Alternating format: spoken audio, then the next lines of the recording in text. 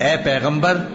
جب مومن تم سے اس درخت کے نیچے بیعت کر رہے تھے تو اللہ ان سے خوش ہوا، اور جو صدق و خلوص ان کے دلوں میں تھا وہ اس نے معلوم کر لیا، تو ان پر تسکین نازل فرمائی اور انہیں جلد فتح عنایت کی، اور بہت سی غنیمتیں وہ آئندہ بھی حاصل کریں گے، اور اللہ غالب ہے، حکمت والا ہے۔ اللہ نے تم سے بہت سی غنیمتوں کا وعدہ فرمایا ہے کہ تم ان کو حاصل کرو گے، پھر اس نے یہ غنیمت تمہیں جلدی سے دلوا دی اور لوگوں کے ہاتھ تم سے روک دیے۔ غرض یہ تھی کہ یہ مومنوں کے لیے اللہ کی قدرت کا نمونہ بن جائے اور وہ تم کو سیدھے رستے پر چلائے، اور کچھ اور غنیمتیں دے گا جن پر تم قدرت نہیں رکھتے، اور وہ اللہ ہی کی قدرت میں ہیں، اور اللہ ہر چیز پر قادر ہے۔ اور اگر تم سے کافر لڑتے تو وہ پیٹ پھیر کر بھاگ جاتے، پھر وہ کسی کو نہ دوست پاتے اور نہ مددگار۔ یہی اللہ کی عادت ہے جو پہلے سے چلی آتی ہے، اور تم اللہ کی عادت میں کبھی تبدیلی نہ پاؤ گے۔ اور وہی تو ہے جس نے تم کو ان کافروں پر فتح یاب کرنے کے بعد سرحد مکہ میں ان کے ہاتھ تم سے اور تمہارے ہاتھ ان سے روک دیے، اور جو کچھ تم کرتے ہو اللہ اس کو دیکھ رہا ہے۔ یہ وہی لوگ ہیں جنہوں نے کفر کیا اور تم کو مسجد حرام سے روک دیا، اور قربانیوں کو بھی کہ اپنی جگہ پہنچنے سے رکی رہیں۔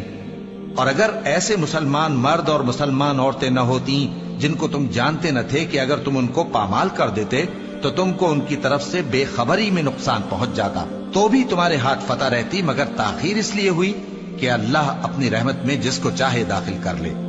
اور اگر دونوں فریق الگ الگ ہو جاتے تو جو ان میں کافر تھے ان کو ہم دکھ دینے والا عذاب دیتے۔ جب کافروں نے اپنے دلوں میں ضد کی، اور ضد بھی جاہلیت کی، تو اللہ نے اپنے پیغمبر اور مومنوں پر اپنی طرف سے تسکین نازل فرمائی اور ان کو پرہیزگاری کی بات پر قائم رکھا، اور وہ اسی کے مستحق اور اہل تھے، اور اللہ ہر چیز سے خبردار ہے۔ بے شک اللہ نے اپنے پیغمبر کو سچا اور صحیح خواب دکھایا تھا کہ تم انشاءاللہ مسجد حرام میں اپنے سر منڈوا کر یا اپنے بال ترشوا کر امن و امان سے داخل ہوگے اور کسی طرح کا خوف نہ کرو گے۔ جو بات تم نہیں جانتے تھے اللہ کو معلوم تھی، سو اس نے اس سے پہلے ہی جلد ایک فتح عطا فرمائی۔ وہی تو ہے جس نے اپنے پیغمبر کو ہدایت کی کتاب اور دین حق دے کر بھیجا تاکہ اس کو تمام دینوں پر غالب کرے، اور حق ثابت کرنے کے لیے اللہ ہی کافی ہے۔ محمد صلی اللہ علیہ وآلہ وسلم اللہ کے پیغمبر ہیں، اور جو لوگ ان کے ساتھ ہیں وہ کافروں کے مقابلے میں تو سخت ہیں اور آپس میں رحم دل۔ اے دیکھنے والے، تو ان کو دیکھتا ہے کہ اللہ کے آگے جھکے ہوئے سر بسجود ہیں اور اللہ کا فضل اور اس کی خوشنودی طلب کر رہے ہیں۔ کثرت سجود کے اثر سے ان کی پیشانیوں پر نشان پڑے ہوئے ہیں۔